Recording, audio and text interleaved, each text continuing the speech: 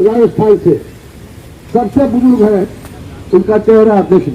तो ऐसे लोग, ये हमारे खान साहब बोलते हैं कि कुछ बात है कि हस्ती मुक्ति नहीं हमारी, अगला वाले बोल दे कभी। सदियों रहा है दुश्मन दौरे जहां हमारा, जहां सदियों तक दुश्मन सारा जमाना रहा हमारा, वहां भी हमारी हस्ती नहीं मिटती है। हस्ती मिटेगी भी नहीं दोस्तों, इसलिए कि हम लोग मजदूर है, कर्मचारी है। हमारे साथ दो ही बात हो सकती है, या तो हम जीतेंगे या सीखेंगे। हम जीत सकते हैं, नहीं तो सीख सकते हैं। इसमें कुछ शिक्षा लेंगे इस लड़ाई में, अगला लड़ाई और तेज करेंगे। हमारे लिए जीतना है या सीखना है, हारना नहीं है। मजदूर कभी हारता नहीं, इसलिए कि उसके पास हारने के लिए कुछ नहीं, जीतने के लिए सारा जहां है। इसलिए हम लोग जो है एकत्रित हुए हैं 3 दिनों से, और आज जो साथी हमारे बीच आए हैं उनको बहुत बहुत धन्यवाद, साधुवाद और बधाई। ज्वाइंट जनरल सेक्रेटरी थे हमारे, वो दूसरे गंगानगर से, जो कि बहुत दूर है दिल्ली से, वहाँ सभी लोग साथी हमारे सोनी जी साहब आए हुए हैं। तो ऐसे दूर दराज के लोगों से, उत्तराखंड से हमारे बीएसएनएल के साथी आए हुए हैं। तो हमारी सीना चौड़ी हो जाती है। वो जैसे 56 इंच का सीना मोदी जी का अब खुद होता है, हमारा 56 इंच का सीना आप सबों को मिलाकर होता है। हमारी अकेले की सीना 56 इंच की नहीं है भाई, जो उनके तरफ झूठ नहीं बोलता चले। तो हमारी सीना लेकिन 56 इंच से ज्यादा है मित्रों, इसलिए कि हमारी सीना होगा, हमारे अंदर जज्बा कितनी होगी, हिम्मत कितना होगा, ये समझने की बात है। तो मित्रों, आज वो तीसरा दिन है। अभिमन्यु जी, क्योंकि हर रोज नए चेहरे आते हैं, इसलिए कन्वेनर को डिटेल प्रकाश में डालने के लिए हम बुलाते हैं। आज भी बुलाएंगे, थोड़ी बात अपनी कहेंगे, और उसके बाद आज हम नए चेहरे को बुलाएंगे। प्रतिदिन हमारे लीडरान बोलते हैं, आजकल गला वाला भी खराब हो जाती है बहुत। तो मित्रों, 39,000 करोड़ रुपया बीएसएनएल का डीओटी को हम बकाया है। केवल वो 39,000 करोड़ रुपया बीएसएनएल को दे देती भारत सरकार, तो हमारी सारी समस्याएं रातों रात हल हो सकती है। सर, आज आप लोगों का तीसरा दिन है, क्या लग रहा है? आप लोग मंत्रालय भी गए होंगे, ज्ञापन भी सौंपा होगा। सब कुछ करते हैं हम लोग, लेकिन हमारे तरफ से कान और आंख बंद करके रखती है सरकार। और हमारे तरफ से ही नहीं, देश के जितने भी सार्वजनिक क्षेत्र के लोग हैं, जितने भी देश के सरकारी तंत्र हैं, जितने भी देश के पब्लिक एसेट हैं, उन सबको तौरो तबाह कर रही है सरकार। सबको बेच देने की जरूरत कर रही है सरकार। किसान 9 महीने से मोर्चे पर बैठे हुए हैं। इसी तरह से देश के सारे कर्मचारी, चाहे वो LIC के हों, डिफेंस के हों, बैंक के हों, सब लोग लगातार लड़ाई पर हैं। लेकिन कहीं अखबार में, कहीं मीडिया में ये नहीं जोर पकड़ रहा है। इसका कारण सभी गोदी मीडिया हो गए हैं और सरकार ने सबको नियंत्रण में रखा हुआ है। आप जैसे लोग थोड़ा जो खोज खबर लेते हैं हम लोगों का, इसको करते, इससे भी लाखों लोगों के बीच हमारी बात पहुंच रही है। इसलिए आप लोगों को पहले धन्यवाद दे दें। लोग जुड़ रहे हैं आप लोगों से, आपके धरने से जुड़ रहे हैं। लोग जुड़ रहे हैं, रोज आज तीसरा दिन है, देख लो, आप तो रोज आती हो। तो ये इस तरह से धरने से लोग हमारा जुड़ रहे हैं, काफ़ी अच्छा रिस्पॉन्स मिल रहा है।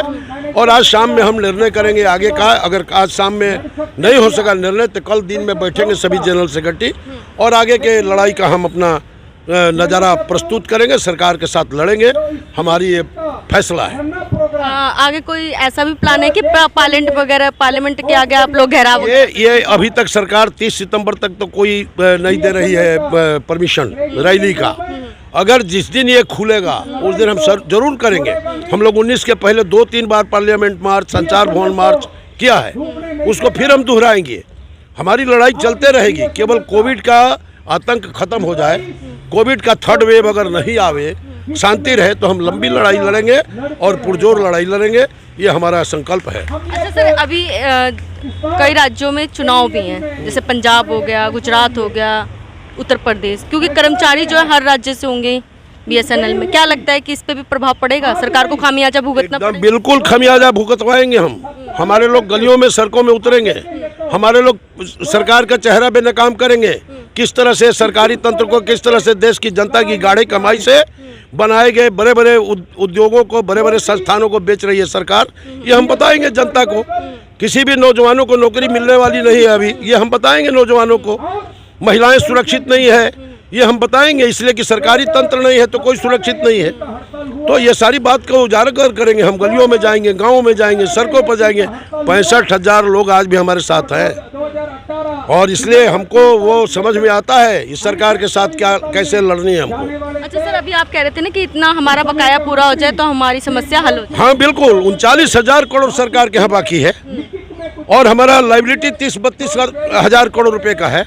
अगर सरकार हमारी पैसे लौटा दे, BSNL को दे दे, तो उसमें हमारा कुछ नहीं होगा। BSNL कंपनी बच जाएगी, हमारे लोगों की रोजी रोटी चलने लगेगी। हमारे लोग काम करते हैं तभी पैसे आते हैं और उन पैसों को सरकार हड़प लेती है। तो यही है स्थिति, सरकार हमारी पैसे लौटा दे, यही तो हमारा डिमांड है, इसमें लिखे हुए हम। क्या कहना चाहेंगे अंडानी अंबानी जिस तरीके से? अरे अंबानी और अंडानी वो तो दोनों दो हाथ है हमारे सरकार की और हमारे माननीय प्रधानमंत्री के, उनसे हम अपना तुलना नहीं कर सकते। हम लोग मजदूर हैं, लेकिन हम एक बात जरूर कहते हैं कि हमारे लिए या तो हम जीतेंगे या सीखेंगे, हारेंगे नहीं। ये जो सोचती होगी सरकार की हार जाएगा, हारने वाले नहीं हम लोग।